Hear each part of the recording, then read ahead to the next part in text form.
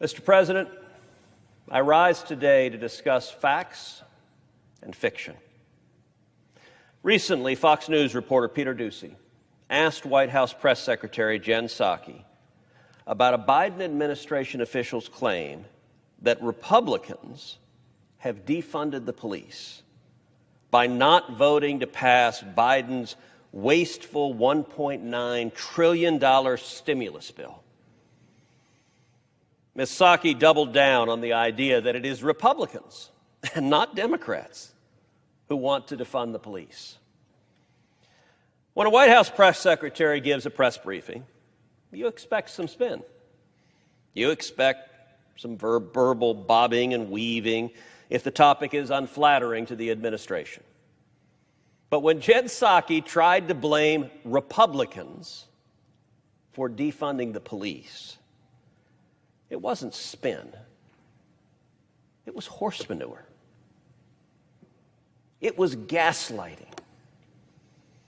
For over a year, Democrats and left-wing activists have been calling over and over and over again to defund the police. And many Democrat-led city councils and Democrat mayors have done so, cutting and even slashing police budgets. As a result of those reckless policies, we are seeing a deeply concerning wave of violent crime in American cities across the country. The chief White House spokesperson blaming Republicans for defunding the police is like an arsonist showing up at the fire and blaming the firemen. It's like the Chinese Communist Party blaming America for the Wuhan virus. It's like O.J. saying he's going to help find the real killer.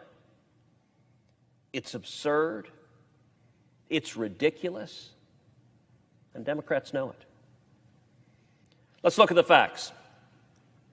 Democrats have called explicitly to defund the police for over a year and have been successful in doing it. New York Mayor Bill de Blasio, a Democrat, last summer pledged to cut the NYPD budget by $1 billion. And then he did so. New York City passed a budget that did indeed cut $1 billion from the police department. Just a couple of months ago, de Blasio was forced to backtrack. He realized what a terrible decision it had been because now he's working to reverse it. AOC, the darling of the extreme left wing, has said, quote, defunding the police means defunding the police.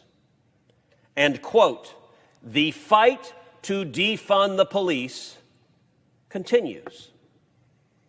There's not a lot of ambiguity in what AOC is saying. And she's not alone. How about Representative Rashida Tlaib? She has called for, quote, no more policing. Stop and think about that for a minute. This is an elected Democratic member of Congress whose policy objective is no more policing. Those are her own words. How about Representative Ilhan Omar? She has said, quote, you can't really reform a department that is rotten to the root.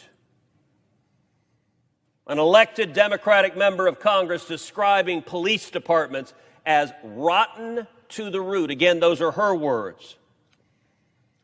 And then there's Representative Ayanna Pressley, who has introduced legislation to defund police officers in public schools. And she has said that, quote, defunding the police is about, quote, true reparations. Well, maybe this is just a few fringe Democrats in the House of Representatives. Maybe it's not a broader policy of the Democratic Party. What about Joe Biden? Uncle Joe can't possibly support defunding the police, right? Well, if you thought so, you'd be wrong. Because Joe Biden nominated two of the leading advocates of abolishing the police, Vanita Gupta and Kristen Clark, to senior positions at the U.S. Department of Justice. One of them is the number 3 official at the Department of Justice. The other is the head of civil rights at the Department of Justice. Both had written as recently as last year explicit calls for defunding the police, and they got rewarded with helping run the Department of Justice. But surely, you might say, even if Joe Biden gave in to the activists and nominated these folks, there are Democrats in this chamber that would say defunding the police is too much. Let's not go that far. Well, if you would say that, you would be wrong. Because both of those nominees, two of the leading advocates for defunding the police, were confirmed when every single Democrat in this chamber voted to confirm them. 100%. The next time you see a Democrat describing themselves as moderate, reasonable, not one of those crazies, saying things like defund the police, maybe you should ask them why they voted to confirm two of the leading advocates for defunding the police to senior positions at the Department of Justice. Democrat-led city councils all over the country are following the same game plan. And they have voted over and over and over again to defund the police. Last year, the Los Angeles City Council cut the police budget by $150 million. Portland cut $15 million from its police budget. Minneapolis cut $8 million from its police budget. Seattle cut its police budget by 18%. Now, what do these cities have in common? They are run by Democrats.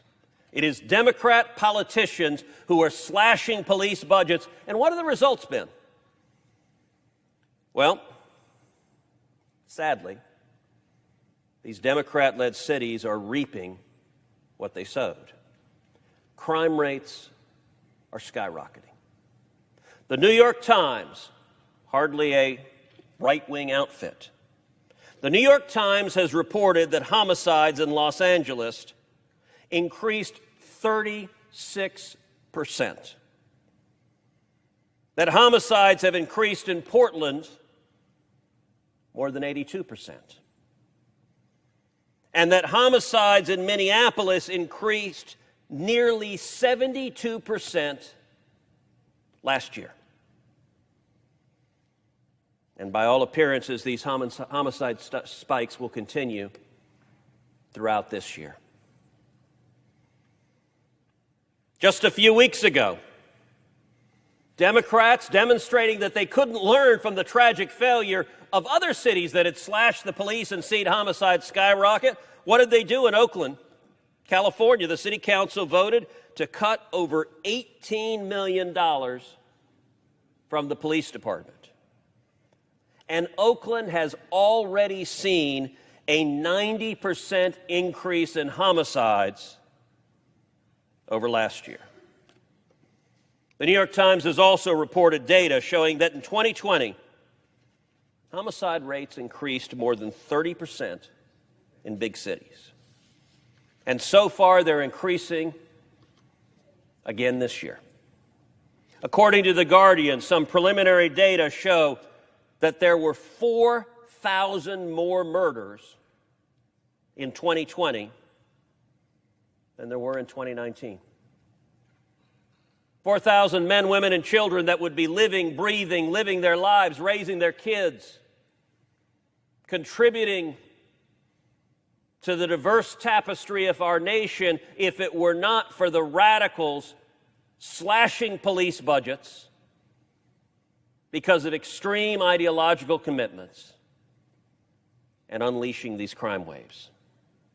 Now, Democrats know that the politics and the policy of defunding the police aren't working for them, which is why they're desperately trying to backtrack and blame and gaslight Republicans. Yeah, it's the Republicans that are doing this. Sure, that's the ticket. Not only did some Democrats blame calls to defund the police for close races that they lost in November, and for the razor-thin Democrat majority in the U.S. Senate, they also know it isn't popular with the American people. A recent USA Today poll found that only 18% of Americans support defunding the police. And a large majority of African Americans don't support defunding the police. The same is true for Democratic voters. A large majority of Democratic voters don't support defunding the police. But in defiance of the interests of their constituents, Democrats continue to go down that road. The facts are that Democrats have repeatedly called to defund the police, and they've done so. This isn't a theory. They have done so in many cities. Crime is rising, and radical Democrat policies have had deadly consequences. Not only have homicides risen, but there were more law enforcement officer fatalities in 2020 than there have been in 46 years. In 2020, 264 law enforcement officers tragically died in the line of duty, some from COVID-19 as a result of being first responders, and others from getting shot while on duty. After Jen Psaki blamed Republicans for defunding the police, Peter Doocy asked her to name the Republicans who said they were voting against the American Rescue Plan, the massive left-wing spending plan that had nothing to do with the police. It was shoveling a lot of money to liberal special interests. It was giving money to states and local governments, and so the White House argument was, well, some of the money to state and local governments could theoretically have gone to police, so therefore, if you don't vote for the massive trillions of dollars in spending, you really want to defund the police. Well, unsurprisingly, Psaki couldn't name a single Republican who said they wanted to defund the police, or who gave defunding the police as a reason for not voting for Biden's $1.9 trillion pork-filled spending bill. The fact of the matter is, Republicans are proud to support the police, to stand with the men and women of blue, while Democrats are demonizing and vilifying the brave men and women of law enforcement.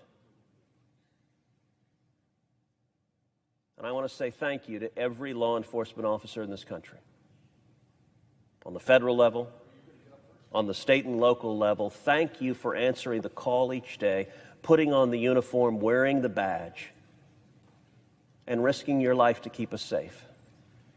This morning, all across this country, law enforcement officers woke up.